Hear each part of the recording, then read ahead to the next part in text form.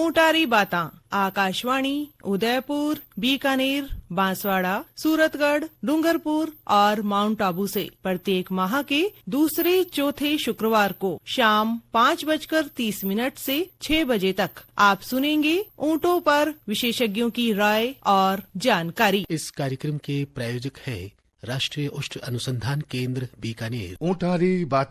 ऊंटारी बात्या कार्यक्रम सुनने वाला से पशुपालक भाई ने ओम जी भाई और भोम जी भाई रा मोकला राम राम राम राम भोम जी भाई राम राम ओम जी भाई राम राम। देखो भाई आजकल कहीं है कि अंतर्राष्ट्रीय मोटा अनाज वर्ष चल रहे हैं। मोटे अनाज रे गुण रे बारे में जानकारी अपन जगह जगह मिले, लोग चर्चा भी करे।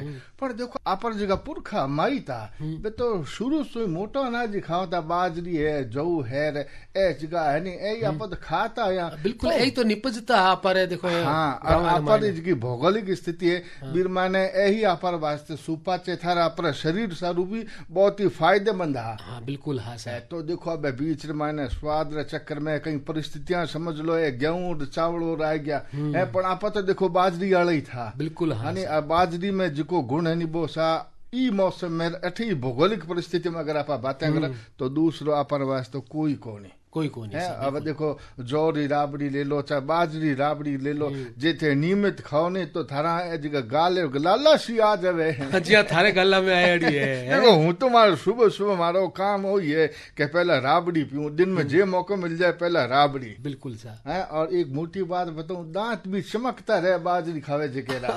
बात तो क्यों साची कहीं पर पूछो क्यों किया बाजरी रो जो धान है नी वो दांता में चिपे को नहीं गेहूं वाले जा दांत सड़े को नहीं है नी। पर एक बात बताओ, आज मारो जो पोत तो है संतोष वो कहे तो थे घर बांधे बैठा कचरे नहीं छांट रहा था कि छिलका ने अलग कर रिया कचरो अलग करिया।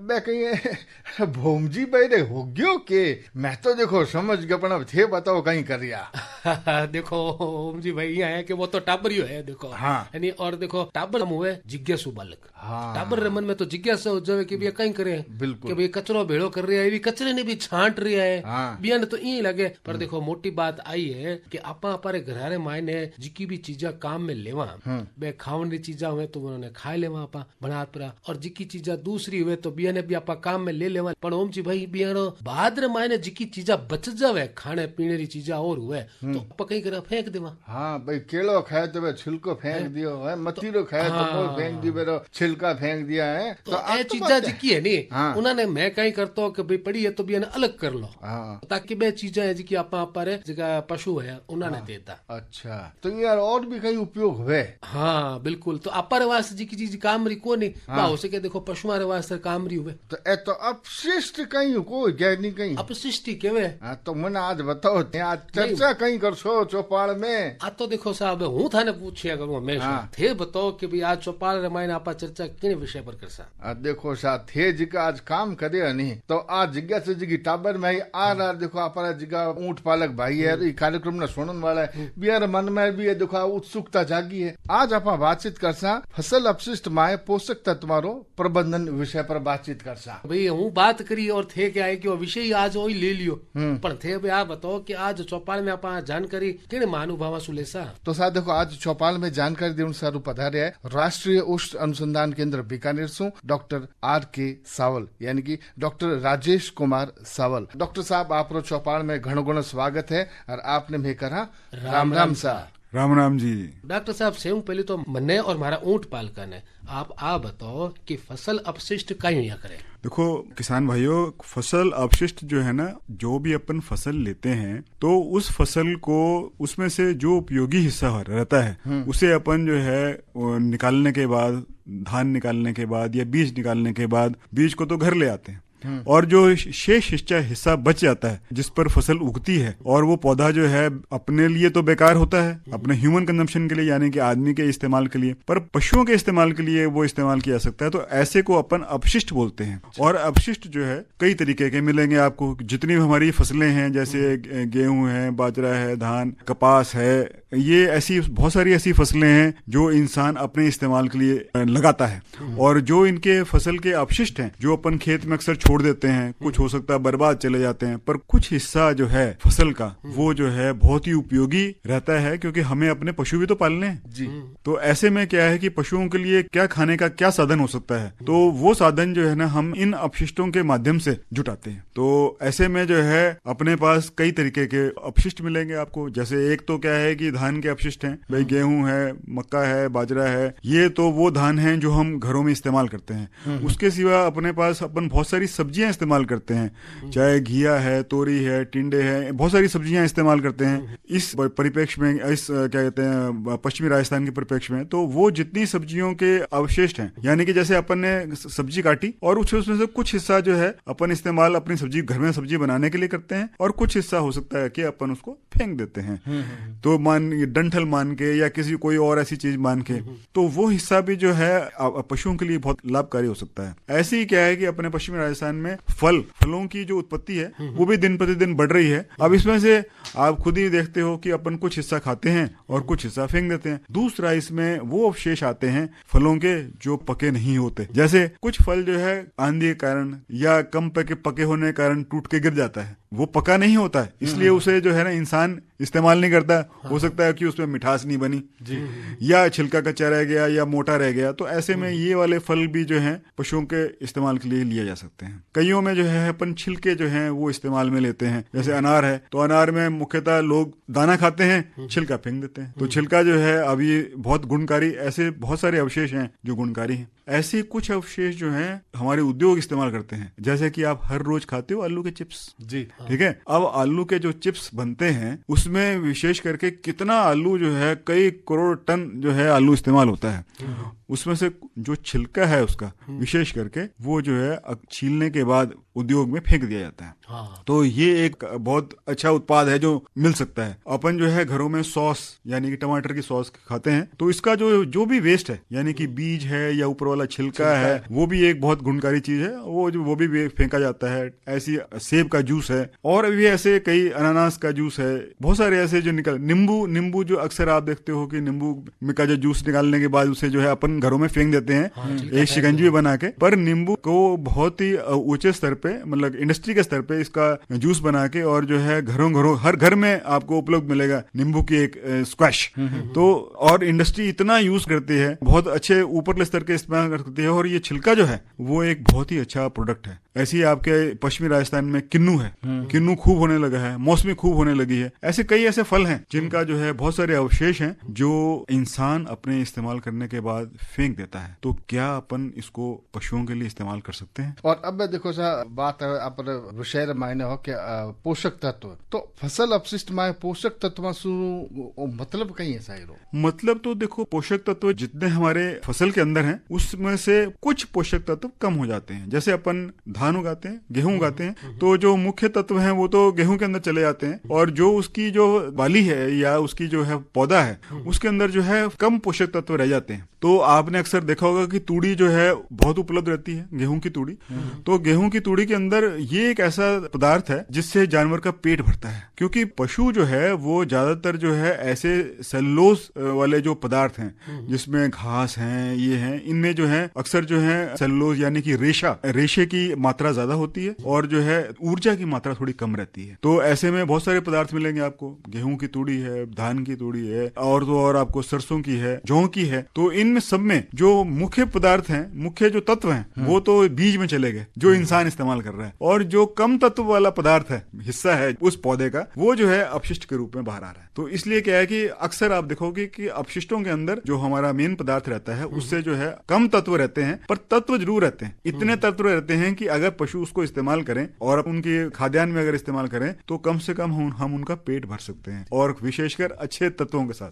तो डॉक्टर साहब जी आप बताओ कि भी एज की फसल रा जगह अपशिष्ट होया करे, तो जितो गुण फसल रे मायने होया करे, बुतोर लगभग गुण है जो इन जगह अपशिष्ट है उन मायने होया करे। तो आप बताओ कि इन मायने किसा किसा पोषक तत्व पाया जावे? इनमें देखो, जैसे अपन गेहूं लें तो गेहूं में लगभग जो है 13 से 14% प्रोटीन होती है। अगर अपन उनका भूसा लेते हैं तो 3-3.5% प्रोटीन है, क्योंकि वो पूरा पौधे का पार्ट है और वो पौधा जो है इंसान इस्तेमाल नहीं करता। तो लाजमी है कि जो अवशिष्ट है, अवशिष्ट के अंदर जो है तत्व कम ही होंगे, पर वो जो तत्व हैं वो हमारे इस्तेमाल में ना आए कोई बात नहीं, पर वो उसको जो है अपन पशुओं के लिए इस्तेमाल कर सकते हैं, ला सकते हैं। तो ये लगभग जो है आपकी जौ की तूड़ी है, गेहूं की तूड़ी है या धान है, इन सब में लगभग जो है 3 से 4% प्रोटीन रहती है और 40 से 45% जो है ऊर्जा की मात्रा रहती है। और साथ में जो है ना इनमें कई अच्छे लवण रहते हैं, पर चूंकि ये लवण जो है वेस्ट चले जाते हैं, यानी कि उसको जो है हम इंसान नहीं इस्तेमाल करता, तो अपन उसको पशुओं के इस्तेमाल के लिए कैसे इसको बढ़ावा दें, ताकि जो है एक तो डायरेक्टली इस्तेमाल हो सके और दूसरा क्या है कि थोड़ा सा उपचारित करके इस्तेमाल कर सकें। तो अगर अपन ये देखें कि जैसे तूड़ी को अगर अपन उपचारित करते हैं तो अपन उसकी प्रोटीन की मात्रा भी बढ़ा लेते हैं, अपन उसकी ऊर्जा की मात्रा भी बढ़ा लेते हैं, क्योंकि क्या है कि रेशे को जो पचाना है, अपन जैसे अचार खाते हैं तो अचार एक पचा हुआ उत्पाद है जिसे अपन खा रहे हैं, ऐसे क्या है कि अपन इन तूड़ी जितनी भी तूड़ियां हैं इनको अपन पार्शियली यानी कि अधूरा पचा सकते हैं और पचा के जानवर के खिलाने के लायक बना सकते हैं और जो है वो ज्यादा उपयोगी बना सकते हैं ताकि जो है जानवर अधिक दूध दे सके। विशेष करके देखो गेहूं की तूड़ी है, जौ की तूड़ी है, ये बाजरे की कड़बी है, इन सबको जो है यूरिया उपचारित कर सकते हैं। और तो और जो हमारी सरसों की तूड़ी है जो बिल्कुल लकड़ जैसी हो जाती है, उसको भी अपन जो है यूरिया से उपचारित कर सकते हैं। डॉक्टर साहब अब आप बताओ कि फसला रे मायने जो अपशिष्ट रह जाए करे उनारे मायने पोषक तत्व हुए तो बियार डॉक्टर साहब जो फल होया करे या सब्जियां होया करे तो उनारे मायने भी पोषक तत्व होया करे। बिल्कुल, अगर आप देखें तो जो है जैसे अपन घिया खाते हैं तो घिया का अक्सर अपन जो ऊपर वाला हिस्सा जो है काट लेते हैं, थोड़ा सा छिलका छीन लेते हैं, तो ये लगभग जो है 5 से 10% हिस्सा होता है। तो ये जो छिलका है, अब इस छिलके को जो है ना इसके अंदर बहुत अच्छे तत्व है, जैसे आपका लवण कंटेंट जो है बहुत हाई है, कैल्शियम है, फास्फोरस है, सोडियम है, पोटेशियम है, मैग्नीशियम कंटेंट है। ये जो तत्व हैं ये इनमें ज्यादा हैं क्योंकि ये पानी वाली सब्जियां हैं, पानी वाली सब्जियां हैं, तो इनमें अपन उम्मीद नहीं कर सकते कि प्रोटीन की मात्रा ज्यादा होगी। हाँ, प्रोटीन की मात्रा उसमें ज्यादा हो सकती है, जैसे अपन फलियां खाते हैं, मोठ की फली अपन ने हरे में खा ली, ठीक है ना, अपन ने ग्वार की फली हमें हरे में खा ली, तो इनमें प्रोटीन की मात्रा 13, 14, 15% के आसपास रहती है। तो उसमें अपन वेस्ट भी नहीं करते, उसमें तो अपन फसल का अवशेष वेस्ट करते हैं जो है अपन पशुओं को खिलाने के लायक लेते हैं। तो जितनी अपनी सब्जियां हैं, इन सब्जियों में भी बहुत अच्छे तत्व हैं, चाहे अपन कद्दू ले लीजिए, कद्दू ले लें, घिया ले लें, लौकी ले लें, तोरी ले लें, ये इन सब सब्जियों में जो है ना करेला ले लें, अपन कुछ ना कुछ पार्ट, कुछ ना कुछ हिस्सा छीलते हैं और वो जो छीलते हैं उनमें लगभग वही तत्व रहते हैं जो सब्जियों में रहते हैं, क्योंकि फसल में और सब्जी के अवशेष में बहुत फर्क है।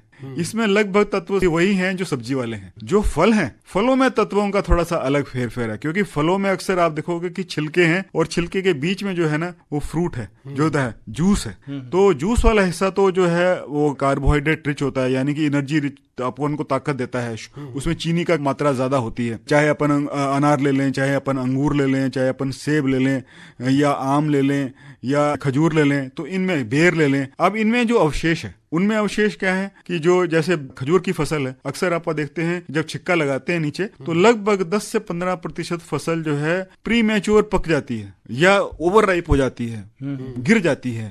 तो ऐसे में क्या है कि वो वाली जो फसल है उसको बिल्कुल सुखाया जा सकता है। खजूर में पूरा हमने सुखा के भी उस पर परीक्षण किए हैं कि उसको जो है अपन, मक्की इतनी महंगी चीज है और अगर आप खजूर लेने जाएंगे तो खजूर भी जो है जो बिल्कुल बेकार हुआ खजूर है, यानी कि पूरा पका हुआ खजूर या बिल्कुल कच्चा खजूर, तो वो भी जो बहुत सस्ता मिल जाता है, 5 रुपए किलो, कभी 7-8 रुपए किलो मिल जाता है। जब उसको सुखा के अपन जो है उससे अपन मक्की को रिप्लेस कर सकते हैं, यानी कि मक्की इतनी महंगी चीज है दूध वाले जानवरों के लिए, उसमें से अपन इसको यूज कर सकते हैं। खजूर के अंदर उसकी अपन जो गिटक है उसको भी इस्तेमाल कर सकते हैं। गिटक के अंदर जो है तेल की मात्रा ज्यादा होती है, इसलिए जो है थोड़ा सा स्मेल में लगता है आपको, पर आप उसे 5% तक पशु के आहार में इस्तेमाल कर सकते हैं। विशेषकर जो हमारे पश्चिमी प्रदेश हैं, जहाँ पे जो अरेबियन कंट्रीज हैं, उनमें जो है ये खजूर बहुत ज्यादा इस्तेमाल होता है। ऐसी बहुत सारी ऐसे उद्योग हैं जहां पर इस तरह के उत्पाद मिलते हैं और वो इसको जो है एक केक बना के जो है ना, यानी कि खड़ बना के इसे जो है पशु के आहार में इस्तेमाल करते हैं। तो कहना मतलब ओम जी भाई आई है कि भाई जिका अपरा फसलर जगह अपशिष्ट है उनारे मायने भी गुण होया करे।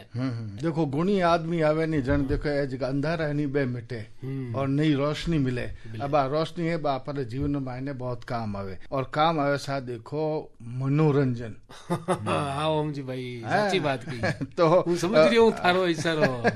तो भैया आप से सुनो एक मीठो मीठो सो गीतड़ लो। तुम्हारा छल भंवर रे जाऊं रे मालन मोगरो रे,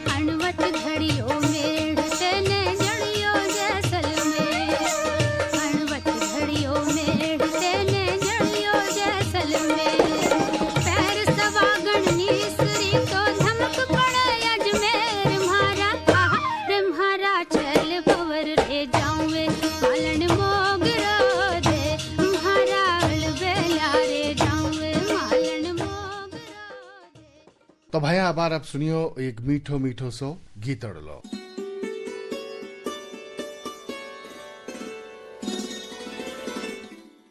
मैं डॉक्टर आर्तबंधु साहू, निदेशक राष्ट्रीय उष्ण अनुसंधान केंद्र बीकानेर। ये केंद्र ऊँटों के संवर्धन एवं अनुसंधान के क्षेत्र में कार्यरत है। समस्त ऊँट पालक भाई बहन इस क्षेत्र से जुड़कर अपनी समस्याओं का निदान पा सकते हैं एवं व्यवसाय हेतु जो लाभ उठाना है वो उठा सकते हैं। इसके लिए राष्ट्रीय उष्ण अनुसंधान केंद्र द्वारा प्रायोजित कार्यक्रम ऊँटारी बाता माह के दूसरे और चौथे शुक्रवार को शाम 5:30 से 6 बजे जरूर सुने।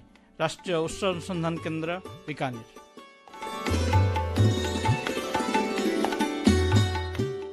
इन बेड़ा आपसे सुन रहा हो आकाशवाणी बीकानेर ढोला मारू चैनल री प्रस्तुति ऊँटारी बात्या। और आज आप बातचीत कर रहे हैं फसल अपशिष्ट माय पोषक तत्वारो प्रबंधन और इन विषय पर जानकारी देवन सारू पधार्या है राष्ट्रीय उष्ण अनुसंधान केंद्र बीकानेर सु डॉक्टर R.K. सावल। डॉक्टर साहब गीत ले पहले आप बताया था कि भाई फसल अपशिष्ट मायने पोषक तत्व होया करे जिका उनारी जानकारी दी थी। अब सवाल डॉक्टर साहब ओ आवे कि फसल अपशिष्ट माय पोषक तत्वारो जो प्रबंधन है वो किन बात करी। इनमें किसान भाइयों देखो 2-3 तरीके से अपन प्रबंधन करते हैं। देखे जो अपनी फसलें हैं, सादी फसलें हैं, उनमें जो है धान की जो फसलें हैं उनको जो है अगर अपन उसकी उपयोगिता और बढ़ानी है, क्योंकि क्या होता है कि ये सब रेशा इनमें ज्यादा की मात्रा ज्यादा होती है। पशु भी रेशा ही खाता है, पर कई बार क्या होता है कि हरे चारे के तुलना में जो सूखा चारा है वो कम पचता है, ठीक है। तो क्यों ना अपन इस सूखे चारे को उस हरे चारे के बराबर करने की कोशिश करें। तो ये चीजें अपन घर पे कर सकते हैं। तो इसको घर में करने का एक बहुत सीधा साधा तरीका है कि आप जैसे 1 मीटर बाई 1 मीटर का गड्ढा बनाइए, उसके अंदर लगभग जो है 1 क्विंटल आपका फसल अपशिष्ट इकट्ठा हो सकता है। एक ऊपर जो है मिट्टी के ऊपर जो है पॉलिथीन आपने रखी और पॉलिथीन के ऊपर जो है इस फसल अपशिष्ट को 1 क्विंटल फसल अपशिष्ट को डाल लीजिए 30 किलो, यानी कि 2 बाल्टी पानी में 3 किलो यूरिया मिला के, और जो है उस 1 क्विंटल जो फसल अवशेष है उसके ऊपर आप जो है छिड़काव कर दीजिए। छिड़काव करके और जो है आप जो है उसको हाथों से मिला लीजिए। और जो आपने गड्ढा बनाया है उसमें जो है अगर आपके पास पॉलिथीन नहीं है लगाने के लिए तो कुछ प्लास्टिक के कट्टे होंगे जो घरों में अक्सर जो है कुछ दाना खरीद के लाते हो तो आपके पास बच जाते हैं, तो ऐसे उनको बीच में लगाया जा सकता है। उसमें आप जो है उसको भर दीजिए और भरने के बाद आप जो है अपने पैरों से धीरे धीरे उसको दबाइए और दबाओगे तो उसमें से हवा निकल जाएगी। जैसी हवा निकल जाएगी गड्ढा पूरा का पूरा भर जाएगा। उसके ऊपर आप जो है मिट्टी डाल के आप जो है ऊपर पॉलिथीन मत डालिए, आप ऊपर जो है सादी मिट्टी डालिए। मिट्टी डाल के उसके ऊपर पानी का छिड़काव कर दीजिए, क्योंकि ये जो मिट्टी है वो बिल्कुल सीमेंट की तरह अपना इफेक्ट दिखाती है और थोड़े दिनों में उसको एकदम मतलब थोड़ी समय में उसको एकदम सील कर देगी, यानी कि उस जो गड्ढा आपने बनाया है उसके अंदर हवा जा नहीं सकती। अब इस गड्ढे में जो भी उत्पाद डाला है, चाहे आपने गेहूं की तूड़ी डाली है, चाहे धान की फसल डाली है, या आपने बाजरे की कटबी डाली है, या आपने सरसों की तूड़ी डाली है जो बिल्कुल ही बेकार है, तो ये सब जो है ये एक ही बार में जो है ना ये लगभग 20-21 दिन में इनको उपचारित कर देता है और उसको मुलायम कर देता है खाने के लिए। तो जो है आप उसके बाद जब 21 दिन के बाद जो है आप उसमें से हर रोज थोड़ी थोड़ी फसल निकालते रहिए और जो है ना पशु को खिलाते रहिए। पशु शुरू में 1-2 दिन तो थोड़े से यूरिया की स्मेल की वजह से नहीं खाता, पर लगभग 2 दिन के बाद जो है वो अपने आप ही मुंह मारने लग जाता है और फिर वो ऐसी नौबत आती है कि उसको छोड़ता ही नहीं है। तो और विशेषकर जो बहुत सारे किसान भाई यहाँ जो हमारे हैं वो सरसों खूब लगाते हैं। आजकल सरसों की फसल खूब हो रही है और ये सारी सरसों की फसल जो है हम गिट्टी बनाने के लिए काम में ले रहे हैं, जो अवशेष है उसका विशेषकर। अब जो गिट्टी बनाने के लिए अपन ले रहे हैं तो हमारे पशुओं को चारा नहीं मिल पा रहा, क्योंकि जिस किसान ने अगर मान लिया अपन पैसों के हिसाब से देखें तो लोभ में आकर अगर सरसों की फसल लगा ली तो अपने पशुओं के लिए क्या लगाया, कुछ नहीं। तो ऐसे में कम से कम जो भी निकला फसल का अवशेष उसे जो है ना अपने पशुओं के लिए खिलाने के लिए अगर उनको तैयार कर लेता है तो एक बहुत अच्छा उपयोग रहेगा। और इसके ऊपर खूब पहले बहुत उपयोग हुए और बहुत अच्छे परिणाम मिले हैं, इसमें कोई ऐसी दिक्कत वाली बात नहीं आती। हाँ, जितने अपने जो दूसरे फसल अवशेष हैं, जैसे अपन ये माने कि जो मूंगफली की जो अवशेष है उसमें कोई दिक्कत नहीं है इस्तेमाल करने में, लगभग जो है 8 से 9% प्रोटीन होती है और जो है ना आप उसको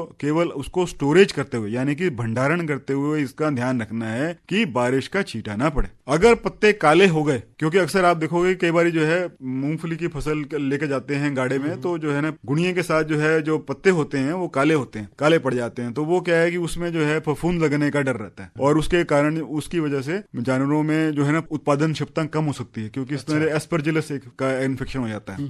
और दूसरी जो अपनी फसलें हैं, जैसे आपकी ग्वार है, तो ग्वार जो ब्रानी ग्वार हुआ करती थी तो वो बहुत छोटी हुआ करती थी, ठीक है ना। आजकल क्या है कि उसमें अवशेष निकलता था लगभग 5-6%, ठीक है ना। अब जो है हमारी ग्वार जो है वो बरानी नहरी हो गई, या कई जगह पे लोगों ने ट्यूबवेल लगा लिए, तो ग्वार का जो पौधे का साइज है वो बहुत बड़ा हो गया। तो ऐसे में लगभग क्या है, मोटा डंठल होने की वजह से फसल तो अच्छी होती है, पर जो अवशेष है, अवशेष में अगर जब हम पशुओं को डालते हैं तो उसमें से लगभग 25 से 30% हिस्सा पशु खाता नहीं है। क्यों? कि वो डंठल बहुत मोटे हैं। अब इन मोटे डंठलों का क्या करें, क्योंकि ये तो बेकार चले जाएंगे, तो वो पशुपालक के लिए पैसा नहीं बचेगा। तो अक्सर इन चीजों को जो है ना अपन यही कहते हैं कि इनको भी हम जो है ना यूरिया उपचारित कर सकते हैं, या इसको जो है एक और तरीका है, अगर अपन इंडस्ट्री के हिसाब से देखें तो इसको अपन पल्वराइज कर सकते हैं, यानी कि रेशे को तोड़ सकते हैं। वो जो मोटे डंठल होते हैं बहुत छोटे छोटे हो जाते हैं, तो उनमें एक फायदा रहता है, वो हो जाता है। ऐसे अपन ये चने की फसल देखें तो चने में भी अक्सर आप देखोगे कि चना भी खाने के लिए बहुत अच्छा है, प्रोटीन की मात्रा भी अच्छी है, कैल्शियम की, फास्फोरस की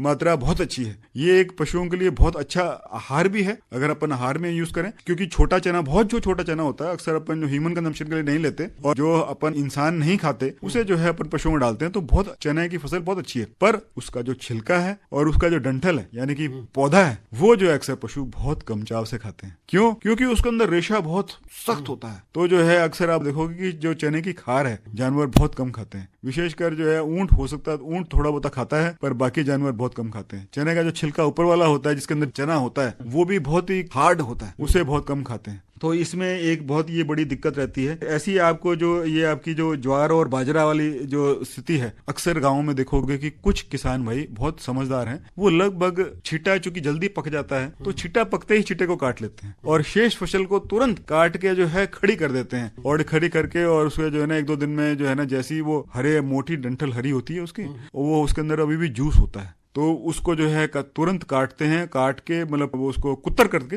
और जो है सुखा लेते हैं। तो ये इसके अंदर क्या है कि मीठापन भी रह जाता है और जो है एक प्रबंधन के तौर पे जो है ये उसको जानवर और अच्छे तरीके से खा पाता है। अगर हम उसी कड़बी को सीधा पशु को डालेंगे तो पशु क्या करेगा कि चॉइस के हिसाब से पत्ती पत्ती खा लेगा, डंठल छोड़ देगा। तो डंठल जो बर्बाद जाता है उसे जो है पशुपालक ने उसे एक सही ढंग से इस्तेमाल कर लिया। तो ऐसी जो है मैं और एक चीजों के बारे में आपको कहना चाहूंगा कि क्योंकि अक्सर जो है आपने देखा होगा कि आलू के चिप्स खूब बनते हैं, तो अक्सर जो है आप उद्योगों में भी यही कहते हैं कि आप जो है आलू को कम से कम जो है एक अच्छे पानी से धो के और जो है उसे फिर आप भले उसका छिलका उतारिए और जो है सुखा के उतारिए, ताकि उस छिलके में मिट्टी ना हो, क्योंकि कल को जो है अगर एक उद्योग उसे बाहर फेंकता है तो कम से कम पशु के आहार के रूप में लिया जा सकता है। ये जो छिलका है इसके अंदर जो है विटामिन बी की मात्रा बहुत अच्छी होती है और उसके अंदर जो है सोडियम पोटेशियम की मात्रा बहुत अच्छी होती है। तो ये जो छिलका है आलू का बहुत अच्छा इस्तेमाल कर सकते हैं। केले के चिप्स आप देखो कितने बनते हैं, केले का जो छिलका है उसके अंदर भी सोडियम की, पोटेशियम की, मैग्नीशियम की मात्रा बहुत अच्छी होती है, कैल्शियम की मात्रा बड़ी अच्छी होती है। तो क्यों ना इस छिलके का जो है ना सही उपयोग किया जाए। ऐसी जो है हमारा अनार का छिलका है, अनार के छिलका अक्सर इतनी सारी इंडस्ट्री अनार का छिलका इस्तेमाल करती है, छिलका वेस्ट करती है, दाना यूज करती है। तो छिलका जो है जब भी हम पशुओं को खिलाते हैं तो पशुओं में पेट के कीड़े नहीं रहते, तो ये एक बहुत बड़ा साधन है। और उसके सिवा इसके अंदर जो है कैल्शियम की, फास्फोरस की मात्रा, लवणों की बहुत अच्छी रहती है। अपने जितने भी जो फल हैं वो बहुत ही उपयोगी हैं और मैं मानता हूं कि अगर इनको अच्छे तरीके से अपन इनके अपशिष्टों को इस्तेमाल करें तो इसके ऊपर इंडस्ट्री के अंदर भी इसका इस्तेमाल किया जा सकता है कि विशेष करके किन्नू का छिलका, मौसमी का छिलका, ये जो है इंडस्ट्री इस्तेमाल कर सकती है, क्योंकि जूस बहुत बड़े स्तर पे आजकल बनाया जा रहा है। तो और इससे जो है किसानों को जो है एक उपयोगी चीज मिल जाएगी, इंडस्ट्री को भी एक बहुत उपयोगी चीज मिल जाएगी और वेस्ट कुछ नहीं जाएगा, अपशिष्ट कुछ नहीं बचेगा। जी सर, बहुत ही बढ़िया जानकारी दी साहब। और अब डॉक्टर साहब चलती चलती बेड़ा महाराज ऊंट पालक भाई बिहान आप कहीं संदेश देना चाहो? मैं तो उनको सबसे बड़ा संदेश ये देना चाहूँ कि अपने घर के अंदर जो भी फसल हो रही है उसका जो है वो भरपूर उपयोग करें, किसी भी फसल के हिस्से को छोड़े नहीं, और जो है अगर जितना भी खुद इस्तेमाल करते हैं वो करें और बाकी जितना भी शेष है उसे जो है पशुओं के लिए इस्तेमाल करें। मैं पीछे हम जो है दूर एक जगह गए तो वहां पे लोगों ने, जैसे आप अरंडी की फसल होती है उसमें जो छिलके हैं उनको भी जो है लोग पशुओं के दाने में के लिए इस्तेमाल करते हैं, वरना अक्सर छिलकों को फेंक देते हैं। जी, पत्ते तो इस्तेमाल करते ही हैं। जी। तो मेरा मानना है कि इससे जो है अगर इनमें जागरूकता बनती है तो कोई भी पशुपालक जो है अपने किसी भी उपयोगी फसल को फेंकेगा नहीं, उपयोगी फसल के किसी भी हिस्से को नहीं फेंकेगा। बहुत ही बढ़िया जानकारी दी और एडी जानकारी शायद देखो आप ऊँट पालक भाई हो चाहे किसान भाई हो बियर वास्ते बहुत उपयोगी। देखो आवश्यकता है कि आप इन बातें ने खाली सुना ही नहीं भी है ने आप अपना भी जद अपना से नहीं तो आप जीवन रे मायने बहुत ही फायदेमंद साबित होसी। और अब देखो भूम जी भाई घड़ी जो है बा इशारो कर रही है हमें देखो साहब विदा लेवन रो टाइम आई गया है। हाँ। तो ओम जी भाई आज चौपाल में जानकारी देवन सारू पधारिया है राष्ट्रीय औषध अनुसंधान केंद्र बीकानेर सु डॉक्टर R.K. सावल साहब और आज आप यहाँ बातचीत करी फसल अपशिष्ट माय पोषक तत्वारों प्रबंधन विषय पर। तो डॉक्टर साहब आप इन चौपाल रे मायने पधारिया और हमारा ऊँट पालका ने बहुत ही अच्छी और मोटी जानकारी दी। इन सारू मैं आपने देवा धन्यवाद और आपने मैं करा राम राम सा राम राम सा।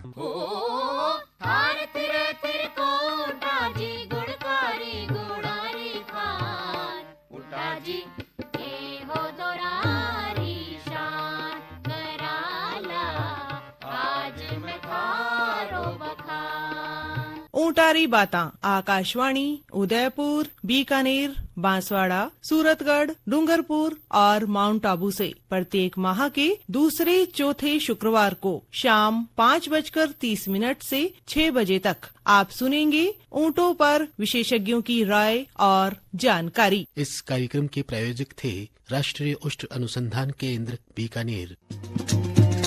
इन कार्यक्रम रा संयोजक श्री अमित सिंह और प्रस्तुति ही श्री महेश्वर नारायण शर्मा ने। सहभागिता थी राम सहाय हर्ष और चंद्रशेखर जोशी री। हमें माने आद्य दिराव सा मोकला मोकला राम राम सा।